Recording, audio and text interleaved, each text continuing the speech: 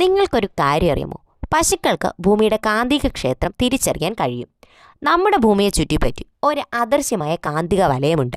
ഇതാണ് കോമ്പസ് ഉപയോഗിച്ച് നമ്മൾ നോക്കുമ്പോൾ സൂചി എപ്പോഴും ഉത്തരദിക്കിലേക്ക് തിരിഞ്ഞു നിൽക്കാൻ കാരണം.